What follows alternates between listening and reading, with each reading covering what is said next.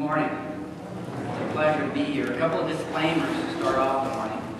Number one, I battle a couple of conditions. One is the head cold I've been fighting all week. The second is something called vasomotor rhinitis, which means when I get nervous, I get post-nasal drip and I snort, so if I snort, deal with it.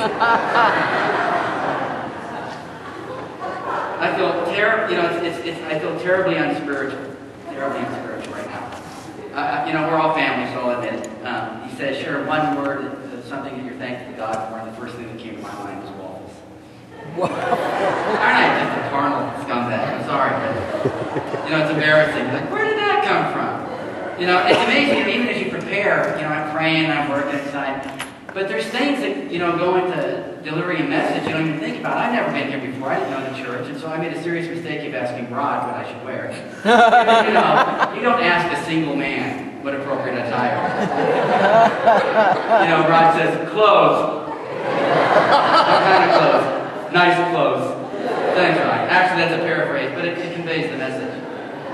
So I wore a jacket to make a first impression, and now that is made, I will take it off. All right. It's been an interesting journey that sees me come here. I've known Rod for over 30 years. Actually, we were roommates for a brief time in Whittier, attended the same church.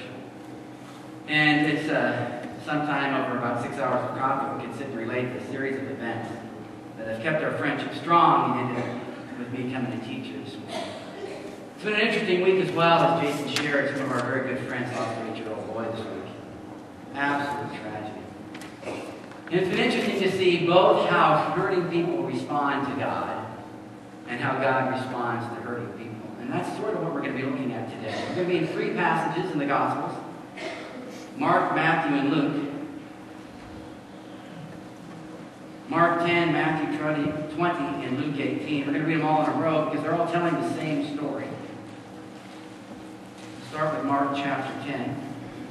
I'm actually doing the story of Bartimaeus this morning, which is not self-serving, although it may seem that way. But it'd be a great sermon title, right? Bart does Bart. At least I thought it was a great sermon title. So we're going to Mark chapter 10, verse 46. Then they came to Jericho, as Jesus and his disciples, together with a large crowd, were leaving the city. A blind man, Bartimaeus, the son of Timaeus, was sitting by the roadside begging. When he heard that it was Jesus of Nazareth, he began to shout, "Jesus, Son of David, have mercy on me." Many rebuked him and told him to be quiet, but he shouted all the more, "Son of David, have mercy on me." Jesus stopped and said, "Call him." So they called to the blind man, "Cheer up, on your feet, he's calling you." Throwing his cloak aside, he jumped to his feet and came to Jesus. "What do you want me to do for you?" Jesus asked him. The blind man said, "Rabbi, I want to see." "Go," said Jesus, "your faith has healed you." Immediately he received his sight and followed Jesus along the road. Flip back to Matthew 20. Verse 29. I'm reading in the New International Version because that's what Rod told me to read it. If you have a different version, blame Rod. Matthew 20, verse 29. As Jesus and his disciples were leaving Jericho, a large crowd followed him. 2 blind men were sitting by the roadside, and when they heard that Jesus was going by, they shouted, "Lord, Son of David, have mercy on us." The crowd rebuked them and told them to be quiet, but they shouted all the louder, "Lord, Son of David, have mercy on us." Jesus stopped and called them. "What do you want me to do for you?" he asked. "Lord," they answered, "we want our sight." Jesus had compassion on them and touched their eyes. Immediately they received their sight and followed him. Now over to Luke 18.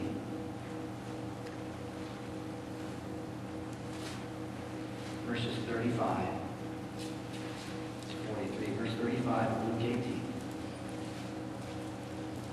As Jesus approached Jericho, a blind man was sitting by the roadside begging. When he heard the crowd going by, he asked what was happening. They told him Jesus of Nazareth was passing by. He called out, "Jesus, Son of David, have mercy on me." Those who led the way rebuked him and told him to be quiet, but he shouted all the more, "Son of David, have mercy on me." Jesus stopped and ordered the man to be brought to him. When he came near, Jesus asked him, "What do you want me to do for you?" "Lord, I want to see," he replied. Jesus said to him, "Receive your sight. Your faith has healed you." Immediately he received his sight and followed Jesus, praising God. When all the people saw it, they also praised God. 3 stories, 3 writers, 3 perspectives. Same basic story. A couple of differences, you probably picked up on it. Matthew mentions 2 babies. Mark mentions he throws his coat aside. The one significant difference is Matthew and Mark say it happened on the way out. Luke appears to say that it happened on the way in. That's not necessarily what he's talking about. I think what happened was that as Jesus was entering Jericho, Bartimaeus was hollering out. But Jesus didn't respond. And Bartimaeus was still there on the way out. We know what Jesus did do on the way to Jericho. He dealt with a man named Zacchaeus. And most of us know Zacchaeus. You've been in church for a while. If you grew up in church, you know that Zacchaeus was a wee little man, and a wee little man was he. Yes, indeed. So that's what happened on the way in. And we're going to go over these details a little bit later. But before we do, I want to talk about Bartimaeus for a little bit. Get in his head, get in his circumstances. What do we know about him? Well, we know he was blind. But the doctor and me, I'm a family doctor. When I think about that, I think, well, why? There's only 2 possibilities. Either he was born blind, or he became blind. And when you think about the potential causes of blindness, it helps you understand the way society responded to blind people at that time. When you think about being born blind, the most common cause of a child being born blind is an illness acquired by the mother, passed on to the child. It could be German measles, it could be some other viral infection, it also could be a sexually transmitted disease such as chlamydia or gonorrhea that is transmitted to the baby during delivery. When you think of why you could become blind, it was also most likely due to diseases. I doubt it was trauma. You can poke one eye out, but you're really unlucky if you poke out 2. More likely, it was an infection of some sort. It could have been glaucoma. But you understand that 2,000 years ago, people didn't know germ theory. They didn't know that there were viruses and bacteria all over the place. And most of them thought, or many of them thought, that illnesses were a direct result of spiritual forces. And that frequently, disease or debilitation was a punishment from God. And we know that if you flip over to John chapter 9, that's clearly stated by his disciples in reference to another blind man. In John 9, the first verse is there. It says, as Jesus, went along, he saw a man blind from birth. His disciples asked him, Rabbi, who sinned? This man or his parents, that he was born blind? So when you think of the causes, it matters because it feeds into the society interpreting the condition as being a punishment from God, which changes their response. Because if it's his fault, I'm not responsible for it. And if you think about it, if you heard today that someone in the community had an electrical short and their house burned down and they lost everything they owned, your heart would go out to them. If you hear somebody else who lost everything they owned betting on the Bears this afternoon when the Packers won, you wouldn't feel so sorry and you wouldn't be moved to help because that's their fault. Because that was stupid. So we don't have sympathy for people when they bring it on themselves. But we do when they can't help it.